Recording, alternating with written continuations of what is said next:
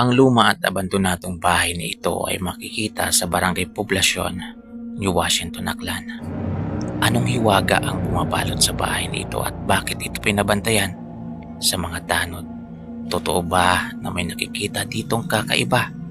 Kaya tara, pasukin natin.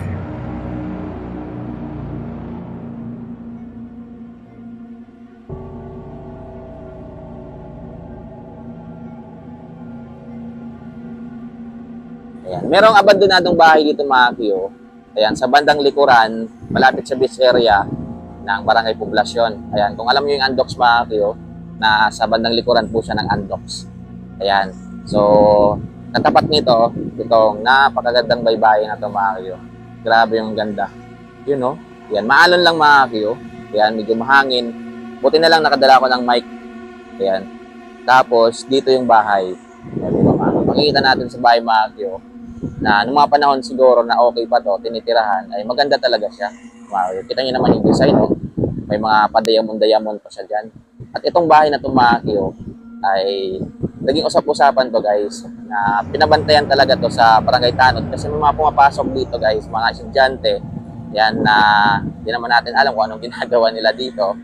Ayan, at kanina nagpaalam na rin tayo, wala kasi dito yung may-ari nito mga Kyo, nasa Maynila. Ayan, nagpaalam tayo doon kanina sa labas. At okay naman daw, basta mag-ingat lang tayo. Kasi yung ibang part ng bahay na tumaki ay medyo marupok na. Ayan, marupok na. Parang ikaw marupok. Ayan, joke lang. Kaya tara mga kayo, pasukin natin para makita natin kung anong meron dito sa bahay na to. Kaya tara guys, samahan niyo ako. Kasi first time ko rin naman dito. You know? Ayan, so, ayan. Napaka-konkreto ng paggagawa ng bahay na to mga kayo. Gusto ko sana pumunta dito sa gilid na part. Kaso nga lang, medyo masikip na. Kaya tara. Kaya tayo sa loob. Kung ano makikita natin.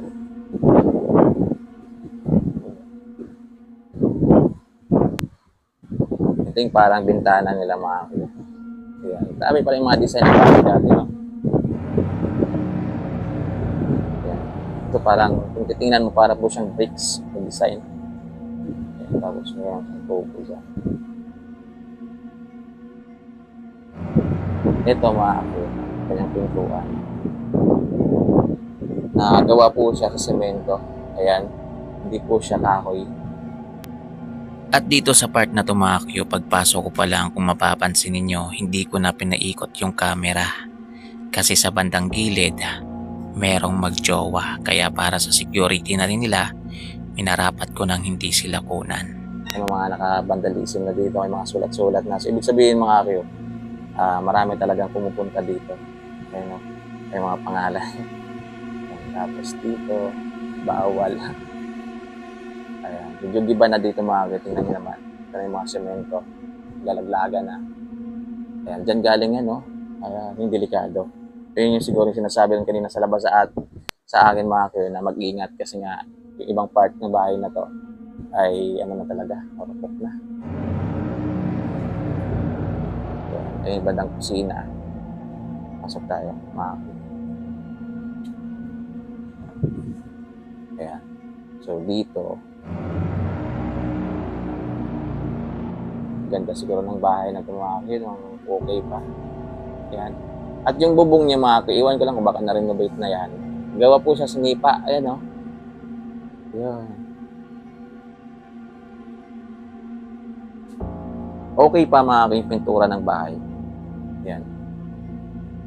May bintana. Wala nang bintana eh. Siguro kinuha. Dito may mga nakasulat na ibig sabihin mga Kyo, marami talaga pumapasok dito.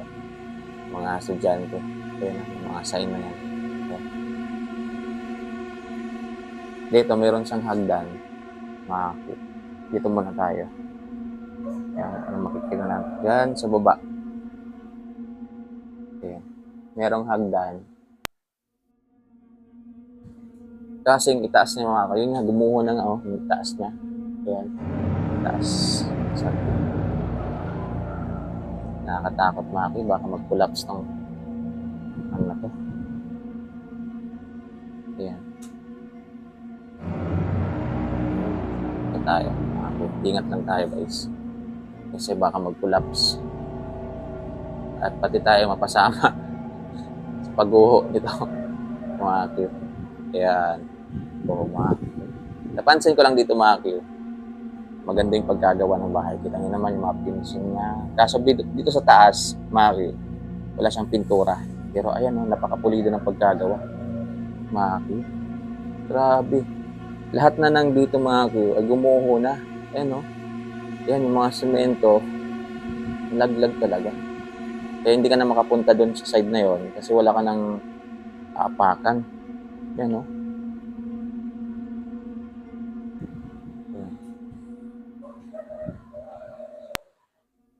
Hindi na tayo makapunta doon mga Q.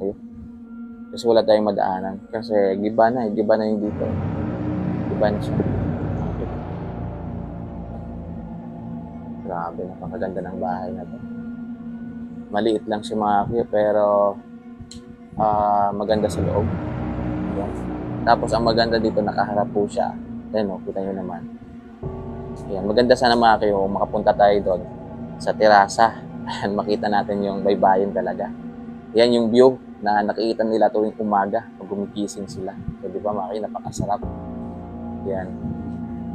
Yan, may mga tali-tali na mga Q. Yan, tinalian na nila oh. At yung ano mga Q, na tawag dyan sa taas na yan, gawa sa kahoy, saka bamboo. Ayun ang kawayan. Mga pintura, okay pa naman. Hindi pa naman problema.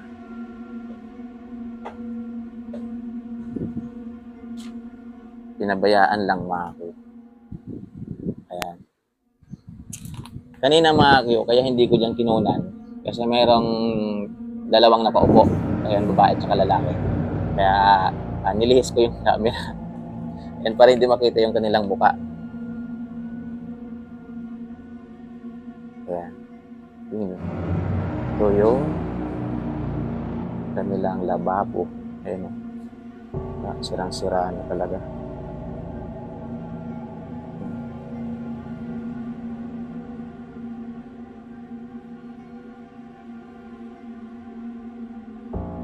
Tapos dito mga Q, merong kwarto. Meron din kwarto dito. Ayan. Uy! May mga naka-drawing na.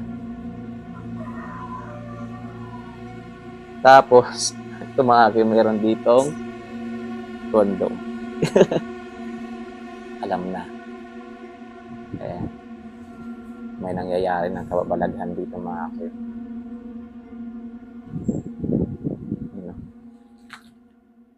Hanapin natin, baka may mga plastic balon dito. Baka may makikita tayo ng kayamanan. Ito siguro mga Q ay kwarto rin. Kwarto rin siguro to. Ito, mga notebook. Art and angel.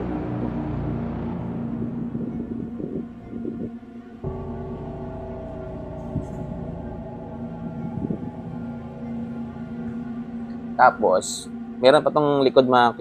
Ayun o. Ayan, meron na tumubong kahoy. Yung likod. Pag pumasok kayo dito mga Q, magpaalam kayo. Tapos ingat lang kayo guys kasi maraming mga basag na bote. Yan, at dapat medyo makapal din yung tsinelas mo dito kapag pumapasok ka. Dito guys, hindi ko alam kung anong CR siguro to. Ayan. Bandang likuran. Natakot naman dito guys. Uy! Mga basura na. Basura na dito mga Q. Paho. Dito. Likod na eh. Likod na part.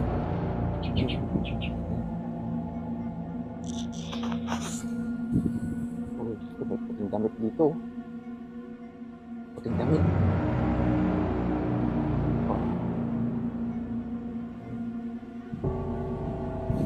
Oh. Uy, may CR. Mga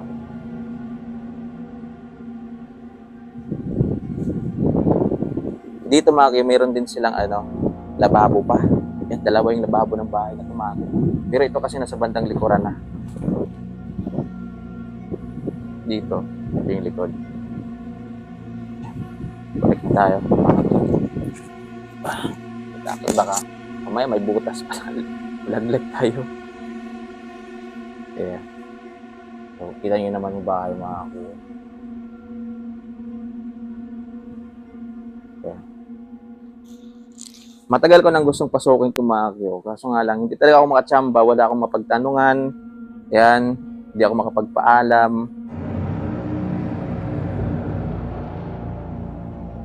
Ay, meron ditong ano mga kuya. Mama Mary. Ay, Allah. Ito Mama Mary. Mga kuya. Ito. Luma na. Tapos may nakalagay na rosary ito. Yan, lagay natin dito mga kuya.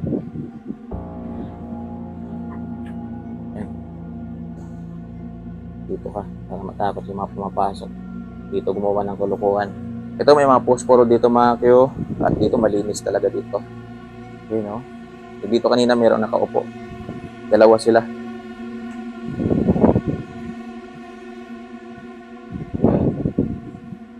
Maraming basura dito.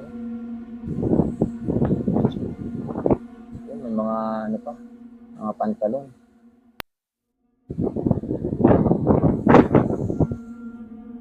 Ayan. Sabi sa akin doon kanina mga akyo, ang pinagtanungan ko ay pinabantayan ng ito dati sa stanod mga akyo. Ayan, kasi marami talagang pumapasok. Yan ang mga vandalism dito. Yan. Marami talagang pumapasok.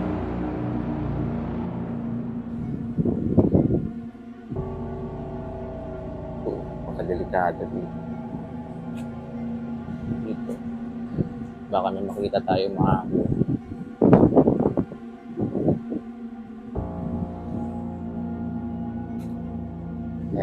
So, ay mga kinakita na natin yung loob ng bahay na to guys.